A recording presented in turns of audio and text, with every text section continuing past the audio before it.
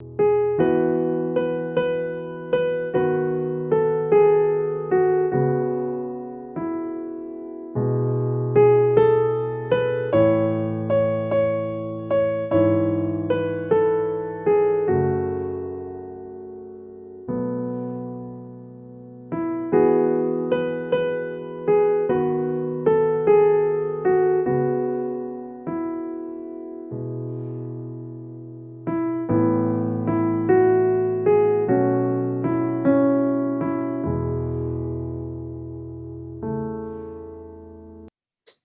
성경의 땅과 문화로 읽는 성경 이야기 10번째 시간입니다.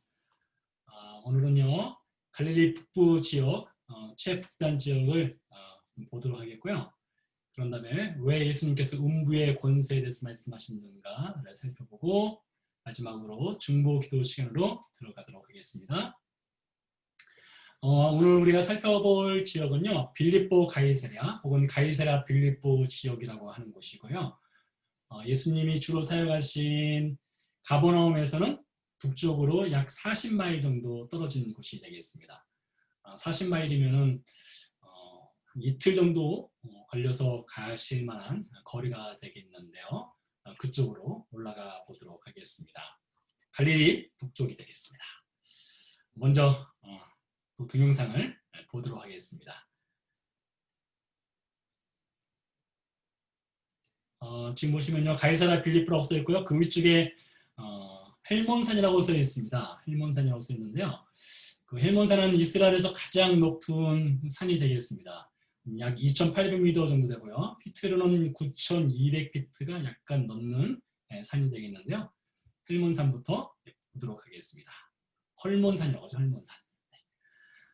헐몬산 산줄기 산 꼭대기를 보고 계신데요. 이 산은 레바논과 이스라엘, 시리아가 같이 공유하고 있는 산입니다. 산 아래쪽으로 약간 내려와 보는데요. 네, 잠시 여기서 멈추겠습니다. 산 아래쪽으로 내려오면은 오늘 우리가 이제 마태복음 16장의 배경이 되는 현장을 가서 보시게 될 텐데요. 지금 보시는 곳이 마태복음 16장의 배경이 되는 가이사랴 빌립보 도시가 되겠습니다. 일부분만 발굴을 한 도시가 되겠는데요. 잠시 설명을 해드리도록 하겠습니다. 이 아래쪽에 보시면 이 동굴이 하나 보이시죠? 이 동굴은 그리스 로마 신화에 판이라고 하는 신이 있습니다. 이 판이라고 하는 신은 목동 그리고 숲의 신인데요. 목동과 숲의 신인 판 신전이 있었던 현장이 되겠습니다. 이 안쪽에 잠시 혹시 보일지 모르겠는데 바위가 하나 있습니다. 이 바위에서 동물을 잡아서 제사를 드리거나 심지어 인신 제사를 드렸던 현장이 되겠고요. 그리고 이 아래쪽에 이쪽에는 신전이 있었습니다. 이 신전은 옥타비아누스 있죠. 아우구스투스라고 불리는 옥타비아누스를 기념하는 그를 신으로 섬긴 신전이 이쪽에 있었고요. 여기에 약간 공터 같은 것이 보이는데요. 여기는 재판 장소입니다. 재판 장소. 판이라고 하는 신 앞에 와서 사람들이 재판을 받는 장소가 되겠고요. 그 아래쪽으로는 제우스 신전터가 제법 큰 제우스 신전터가 있었습니다. 수택 아래서 보이진 않는데요. 이쪽에는 염소 신전도 있었습니다. 여러 신전들이 있었고요. 이 위쪽에 보시면은 여기는 모스크입니다. 모스크. 이슬람 사원이 되겠습니다. 좀 더 진행을 해보도록 하겠습니다. 가이사랴 빌립보에 있는 신전터를 보신 것이 되겠고요. 약간 줌을 멀리서 잡아서 멀리서 보는 장면이 되겠습니다. 사시사계철 물이 이렇게 흘러내립니다. 지금 보시는 장면은요. 폭포수를 이뤄서 물이 흘러내리고 있는데요. 이 물은 어디서 시작되는가 하면 헐몬산에서 시작된 물이 되겠습니다. 헐몬산에서 눈이 녹아서 물이 흘러내리는 것이 되겠는데요. 폭포를 이룹니다. 이 물이 갈릴리 바다까지 들어가는 그 물이 되겠습니다. 겨울철에는 물이 많이 흘러내리고요. 여름철은 물의 양이 조금은 줄어들지만은 그래도 제법 큰 폭포를 이루면서 갈릴리 바다까지 흘러 들어가는 물줄기가 되겠습니다. 상당히 거센 물줄기를 볼 수가 있는데요. 직접 가서 보시면 정말로 장관입니다. 이스라엘에서 이렇게 이런 물줄기를 본다는 것 자체가 좀 신기할 수도 있는데요. 북쪽으로 올라가면 올라갈수록 이렇게 물이 풍부하고 이 땅이 비옥한 곳이 되겠고요. 자, 여기는요, 헐몬산 꼭대기입니다. 헐몬산 꼭대기에 올라가면 이렇게 사람들이 스키를 탈 수도 있고 또 눈썰매도 탈 수 있는 현장이 되겠습니다. 헐몬산은 눈이 대략 한 7개월 정도 쌓여 있거든요. 그 사이에 사람들이 이렇게 올라가서 스키를 즐기는 눈썰매를 즐기는 장면이 되겠는데요. 저도 이곳은 2004년도에 가서 아이들과 함께 눈썰매를 탔던 그런 기억이 나기도 하네요. 이렇게 잠시 갈릴리 북쪽 지역을 봤는데요. 남쪽은 상당히 다른 것을 볼 수 있습니다. 남쪽은 황량한 유대 광야 지역을 보시는데 북쪽으로 올라가면 올라갈수록 비옥한 토지를 보시는 것이 되겠고요. 헐몬산 하면은요, 말씀드린 것처럼 높이가 9,232피트가 되겠고요. 미터로는 2,814미터입니다. 이 산 꼭대기가요. 그리고 이 헐몬 하면은 시편 133편 3절에 등장을 하는데요. 헐몬의 이슬이 시온의 산들에 내림같도다. 거기서 여호와께서 복을 명령하셨나니 곧 영생이로다라는 헐몬에 관련된 시편 기자의 노래가 있기도 하고요. 오른편에 보시는 타원형으로 된 부분이 바로 우리가 가서 보게 될 가이사랴 빌립보 혹은 빌립보 가이사랴가 되겠습니다. 헐몬산 아래쪽에 있는 도시가 되겠습니다. 이 가이사랴 빌립보 혹은 빌립보 가이사랴는요, 헤롯 대왕의 아들들 중에서 헤롯 빌립이라고 하는 아들이 다스리던 현장이 갈릴리 북쪽 지역입니다. 그쪽 지역인데 가이사랴 빌립보를 수도로 삼고 이곳에다가 많은 신전터를 세우고 사람들 와서 경배하도록 했던 현장이 된 거죠. 이렇게 보시면요, 헐몬산이 이스라엘에서 제일 북단에 있는 산입니다. 그곳에서 눈이 녹아서 흘러내린 물이 요단강을 형성하고요. 그 요단강이 갈릴리 바다로 들어옵니다. 그러니까 요단강이 두 개인 거예요. 헐몬산에서 시작돼서 갈릴리 바다까지 들어오는 요단강은 상부 요단강이라고 부르고요. 갈릴리 바다에서 시작돼서 사해 혹은 여매로 들어가는 요단강은 하부 요단강이라고 부를 수가 있겠습니다. 요단강의 그 원줄기는 헐몬산에서 시작돼서 사해까지 들어가는 것이 되겠고요. 지난 시간에 우리 이유정 목사님께서 이스라엘 그 거리 감각에 대해서 좀 물어보셨는데요. 이렇게 성경상으로만 보면은 이 거리가 상당히 많이 떨어져 있는 것처럼 보일 수도 있습니다. 그리고 거리 감각이 없기 때문에 이게 며칠 걸리는 것인지 얼마나 떨어졌는지 잘 모를 수 있는데요. 사실 이스라엘이라는 나라가 상당히 작은 나라입니다. 버지니아하고 비교를 안 해봤는데요. 어쩌면 버지니아보다 작을 수도 있겠어요. 아래쪽 홍해로부터 시작해서요, 헐몬산 끝까지가 키로수로는 약 400km가 좀 넘으니까 한 200 몇십 마일 되겠죠? 대략이요. 그리고 동서는 가장 넓은 곳이 110km 정도, 한 60마일이 좀 안 되나요? 네, 그 정도 되는 것 같고요. 그리고 폭이 아주 좁은 곳은 대략 한 15마일 정도밖에 되지 않습니다. 그러니까 동서의 폭도 좁고 길이는 조금 느려는 것처럼 긴 나라가 이스라엘이라고 할 수가 있겠는데요. 그래서 예수님께서 다니시던 그 현장들이 거의 대부분 하루에서 이틀 반경 안에서 돌아다니실 수가 있고요. 예루살렘으로 올라올 때는 좀 오래 걸리죠. 우리가 다음 시간에는 이제 베들레헴에 대해서 알아보게 될 텐데요. 나사렛에서 출발해서 베들레헴까지 올라가고 하면은 대략 빠른 걸음으로 10일, 좀 천천히 온다면 15일 정도 걸려서 올 수 있는 거리죠. 네. 가이사랴 빌립보를 가서 보기 전에 데가볼리 지역이라는 것에 대해서 잠시 살펴보도록 하겠습니다. 이 데가볼리라고 하는 것은 데카폴리스라고 하는 헬라어인데요. 데카라고 하는 말은 열이라는 뜻이고요. 그리고 폴리스 하면 도시라는 뜻이 있죠. 아마 많이 들어보셨을 텐데요. 10개의 도시라고 하는 것이 되겠습니다. 헬라가 주전 330년경에 이스라엘을 집어삼켰습니다. 그리고 주전 68년까지 이스라엘을 다스리게 되는데요. 헬라 이전에 페르시아가 다스렸고요. 페르시아 이전에 바벨론이 다스렸고, 바벨론 이전에 아스리아가 다스렸죠. 아수르, 바벨론, 페르시아 이렇게 다스렸는데, 이런 나라들은 정복하고 경제적인 착취를 하는 것이 주 목적이었습니다. 그런데 헬라 문명이 들어와서는 경제적 착취 플러스 헬라 문화를 이스라엘과 접목시켜서 이스라엘 사람들의 어떤 정신세계를 헬라 문명화 시키는 작업을 하게 됩니다. 헬라 문명화 시키는 작업을 하기 위해서 세운 도시들이 데가볼리가 되겠습니다. 예를 들면 지금 검은색으로 글씨가 보이는 것 도시들이 다 데가볼리가 되겠는데 맨 아래쪽에 보시면 필라델피아 미국에 있는 도시 중에 하나 주인가요? 네, 필라델피아가 있고요. 그리고 스키토폴리스라는 것도 있고요. 펠라라는 것도 있고요. 거라사라는 것도 있고요. 히포스라는 것도 있고요. 히포스는 예수님이 방문하셨던 거라사 군대 귀신 들린 사람을 치유해준 그 현장과 가까운 곳이죠. 그런 도시들이 있고요. 끝에는 다마스커스, 다메섹이라는 도시도 데가볼리 중에 한 도시가 되겠습니다. 이런 도시들은 헬라 문명이 아주 강력하게 들어와서 헬라 문명화된 도시들이 되겠는데요. 그 도시들 사이에 끼어있는 도시가 바로 가이사랴 빌립보가 되겠습니다. 가이사랴 빌립보는 데가볼리 지역에는 속하지 않았지만 헬라와 로마 문명화된 도시가 되겠는데요.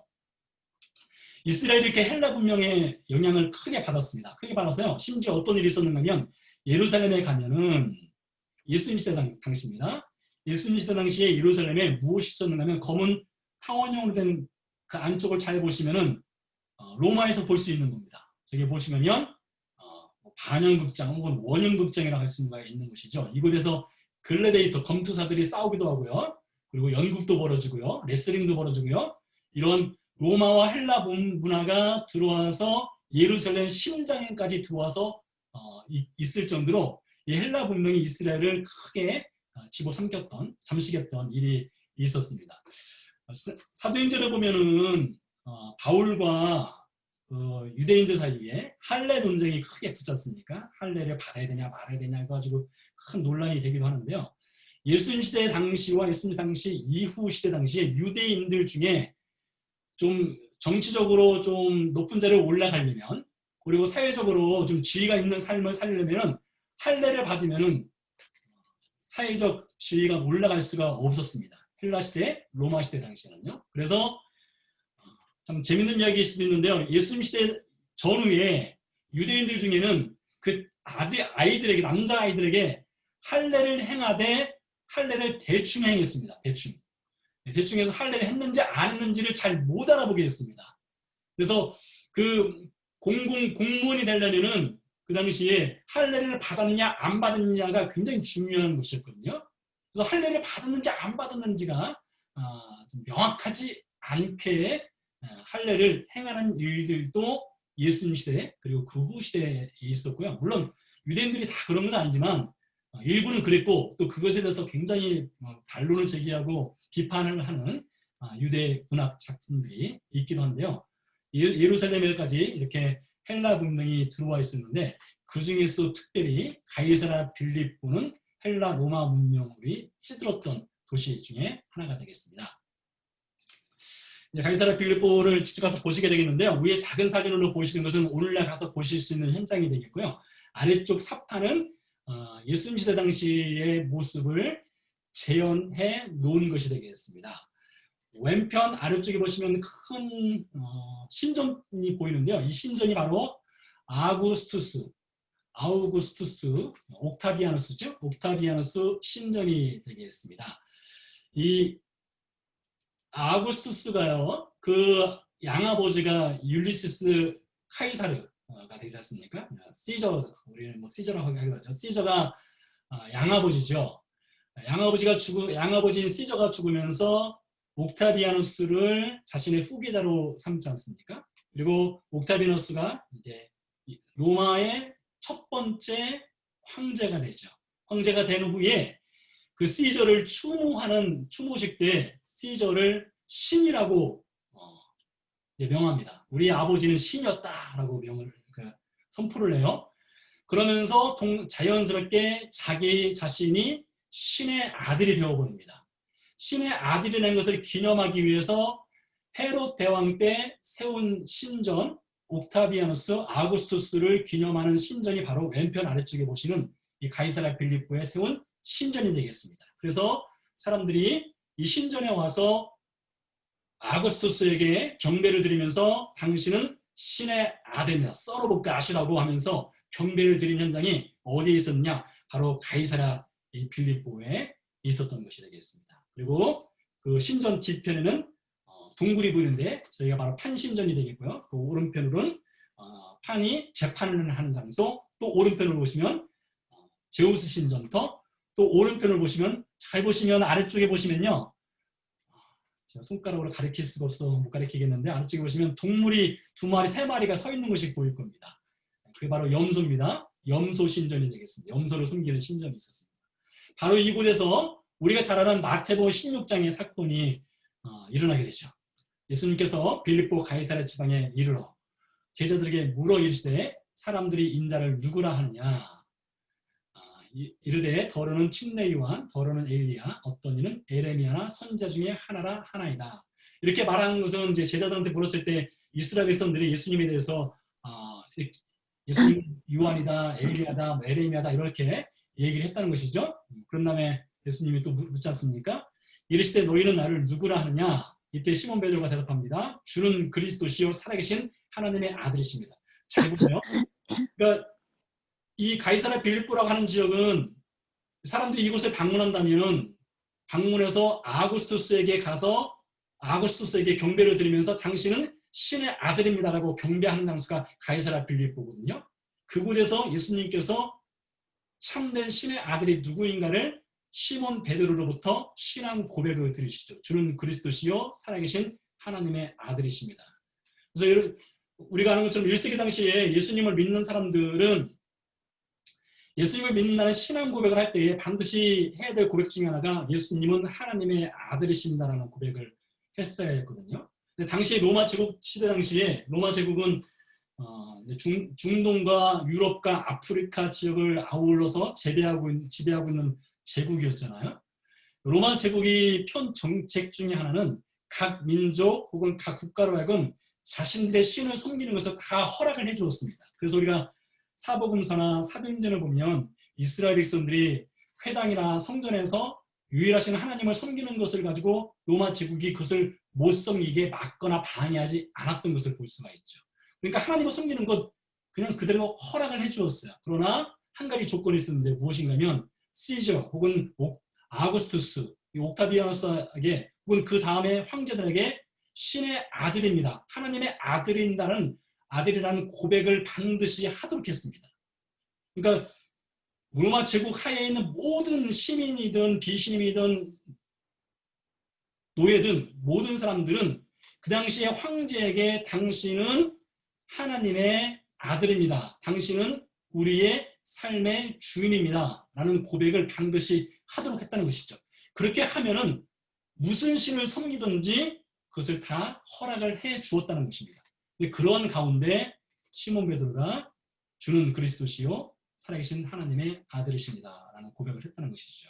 이것은 사실 로마 정부라든가 당시 가이사랴 빌립보의 관리들이 알았다면 처형당할 수 있는 아주 위험한 고백이 될 수도 있는 것이었죠. 그때 예수님께서 대답하셨습니다. 예수께서 대답하여 이르시되 바요나 시모나. 여기서 바요나 시모는요, 바요나 시모나 했는데 원래는 이게 요한의 아버지가 시몬의 아버지가 요한이지 않습니까? 요한복음 21장에 보면 요한의 아들이라는 표현이 있죠. 근데 이게 약간 성경이 쓰여져서 사본이 쓰여지고 필사되는 과정에서 오류가 발생했습니다. 이것은 뭐 성경이 문제가 있다는 것이 아니라 사본을 필사하는 사람들이 잘못 쓴 겁니다. 원래는 바르 요한이 되겠습니다. 바르 요한. 바르란 말은 아람어인데요. 아들이라는 뜻입니다. 요한의 아들 시몬. 그래서 바르 요한이라고 썼어야 되는데 잘못 써서 바요나라고 쓴 것이 되겠습니다. 아무튼 예수님께서 답하셨습니다. 요한의 아들 시몬아 네가 복이 있도다. 이를 네게 한 것은 내 아버지시니라. 그러니까 시몬 베드로의 신앙 고백이 시몬 베드로 머리에서 나온 것이 아니라 하나님께서 그에게 신앙 고백을 할 수 있도록 해줬다는 것이죠. 그러면서 이 말씀하셨습니다. 또 내가 네게 이르노니 너는 베드로라. 내가 이 반석 위에 내 교회를 세우리니 음부의 권세가 이기지 못하리라. 내가 천국 열쇠를 네게 주리니 네가 땅에서 무엇이든지 내면 하늘에서도 내릴 것이요 네가 땅에서 무엇이든지 풀면 하늘에서도 풀리리라 하셨는데요. 우리 한글 성경에서는 음부의 권세라고 되어 있는데요. 헬라 성경은 좀 다릅니다. 헬라 성경에는요. Gate of Hell이라고 되어 있습니다. 지옥으로 들어가는 문이라고 되어 있습니다. 당시에 이 뒤에 보시는 이 동굴이 판신전인데요. 이 판신전에서 동물을 다 잡아서 제사도 드리고 인신제사도 드렸단 말이에요. 그래서 사람들은 이 판신전으로, 이 동굴 안으로 들어가는 것을 무엇으로 이해를 했는가 하면 지옥의 문으로 이해를 했습니다. 지옥의 문. 이 판신전을요. 지옥으로 들어가는 문이다라고 이해했다는 것이죠. 근데 사람들이 지옥으로 들어가는 거예요. 이 문을 통해서요. 근데 예수님께서 이 교회를 세움으로써 음부의 권세, 지옥으로 들어가는 문을 이렇게 막으시는 것이죠. 예수님께서요. 교회를 세움으로써요. 그래서 교회라고 하는 것이 무엇인가 하면 지옥으로 가는 인생을 천국 가는 인생으로 이끌어주는 것이 바로 교회의 아주 중요한 역할이라는 것을 이 말씀을 통해서 예수님께서 암시해 주었다라고 볼 수가 있겠습니다. 다음으로요. 천국 열쇠라는 말씀을 하셨는데요. 이 상당히 어려운 성경 구조 중에 한 부분입니다. 천국 열쇠를 내게 주리니 네가 땅에서 무엇이든지 내면 하늘에서도 매일 것이요 네가 땅에서 무엇이든지 풀면 하늘에서도 풀리리라 했는데요. 당시 랍비들이 이런 말을 사용했습니다. 예수님만 하신 것이 아니라 당시 랍비들의 문학을 보면은 랍비들도 이런 말들을 했거든요. 근데 랍비들이 어떤 의미로 이 말을 했는가 하면 사람들이 하나님 앞에 와서 죄를 용서를 구하면 그 하나님께서 죄를 용서해 주시고 그에게 천국을 준다. 천국을 선물로 준다라고 랍비들이 이 말을 하고 그렇게 설명을 각주를 하거나 해석을 붙여서 설명을 하였습니다. 예수님께서는 천국 열쇠를 받은 이 베드로를 통해서 복음이 전파됨으로써 지옥으로 가는 백성들이 하나님의 백성이 될 수 있다는, 즉 베드로가 복음을 전했을 때에 천국 열쇠, 하나님의 나라로 갈 수 있는 그 길이 열린다라고 해석을 하고요. 또 어떤 분들은 어떻게 해석하는가 하면요.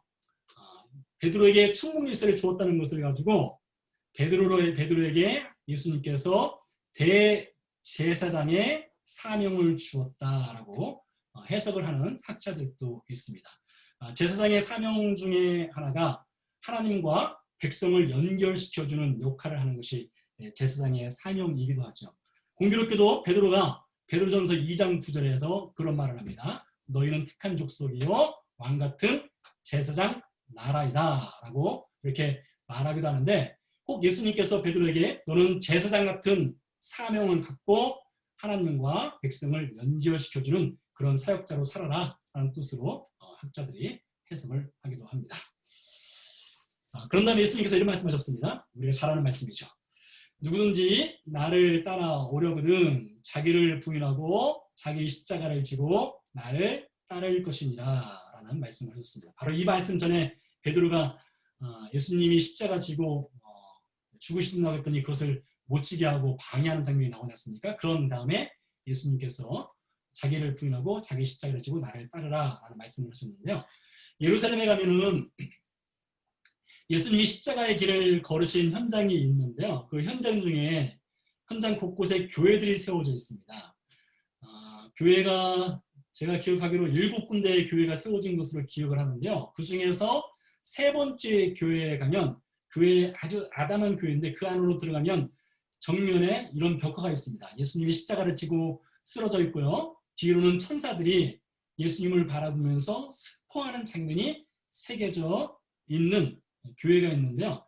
이 교회를 뒤로 돌아서 나오다 보면 이런 장면이 새겨져 있습니다. 예수님이 십자가를 지고요. 그 뒤를 따라서 예수님을 따르는 그리스도인들이 자기 십자가를 지고 예수님을 따르는 장면이 새겨져 있는 것을 볼 수가 있습니다. 이것을 가지고 자기 부인이 무엇을 의미하는지를 이 2개의 그림이 설명을 한다라고 볼 수가 있겠죠. 자기를 부인하고 십자가를 지고 나를 따를 것입니다. 이것인데요. 자기 부인에 대해서 이렇게 말씀드릴 수 있습니다. 자기 부인이 과연 무엇인가? 여러분이 각자 나름대로 해석하는 것도 있을 텐데요. 예수님께서 십자가 지기 전에 가야바야 관정에서 예수님이 신문을 받으시죠. 그때 베드로가 뜰에서 숯불을 쬐면서 예수님이 신문 받는 과정을 멀리서 지켜보고 있을 때의 사건입니다. 아주 유명한 사건이고 우리가 잘 아는 사건이죠. 하녀가 베드로에게 너도 저 사람과 같은 패거리지? 라고 할 때 베드로가 예수님을 3번 부인하고 저주하지 않습니까? 그때 베드로가 이런 말을 합니다. 라틴어가 써 있는데요. 아래쪽에 보시면 non nobi illum이라고 했습니다. non nobi illum. 이 말은 무엇이냐면 나는 그를 알지 못한다 라는 뜻인데요. 자기 부인이라는 것은 바로 이와 같습니다. 나는 그를 알지 못한다. 나는 내가 누군지 모르겠습니다. 나는 나 자신을 모르겠습니다. 내가 아는 분은 오직 예수님입니다. 라는 뜻으로 바꿔서 말할 수가 있는데요. 자기 부인이 무엇일까요? 자기 부인은 내 자신이 완전히 죽는 겁니다. 내 자신이 완전히 죽고 그리스도만 사는 것입니다. 그리스도만 사는 것. 그것이 바로 자기 부인이라고 할 수가 있는데요. 그래서 예수님의 주되심을 베드로가 고백하지 않습니까? 주는 그리스도시요 살아계신 아들이십니다라는 것을 통해서 예수님이 자신의 삶의 주인 된다는 것을 고백을 했는데 그것은 곧 자기 부인을 할 때만 그 고백이 실효성이 있다는 것이죠. 우리 새소망 교회는 다른 건 몰라도 예수님이 교회의 주인 되신다고 고백하는 교회가 우리 새소망 교회 아니겠습니까? 그러면 우리 새소망 교회를 같이 섬기는 모든 그리스도인들은 두 가지가 필요한데 첫 번째는 예수님의 주되심을 고백해야 되고 두 번째는 자기 부인이 확실히 돼야 됩니다. 자기 부인이 확실히 되면 어떤 일이 벌어진가 이런 일이 벌어집니다. 사형리 아시죠? 사형리의 중요한 장면 중에 하나죠. 내가 주인 되었던 삶에서 예수님이 내 삶의 주인이 되는 삶으로 바뀌는 것. 이것이 그리스도인의 삶이라고 하죠.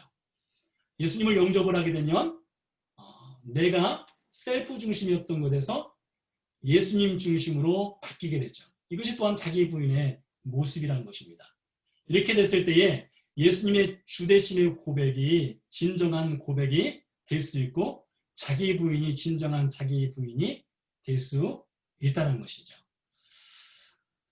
예수님 시대 당시의 제자들 그리고 초대교회 시대 당시에 그리스도인들의 고백은 이 두 가지가 항상 같이 있었습니다. 예수님은 내 삶의 주인이십니다. 그리고 저는 죽었습니다. 그래서 저는 예수님이 내 삶의 주인으로서 저를 인도합니다. 이 두 가지의 고백이 항상 있었습니다. 초대교회 시대 당시에 그리스도인들은요. 따라서 이 시대를 살아가는 우리 그리스도인들도 마찬가지 같습니다. 우리가 예수님의 주되심을 고백한다면 그 고백은 내 자기의 부인으로 이어졌을 때에 주되심의 고백이 진정한 고백이 되지 않을까 라는 생각을 해볼 수 있는 장면이 되기도 하겠습니다.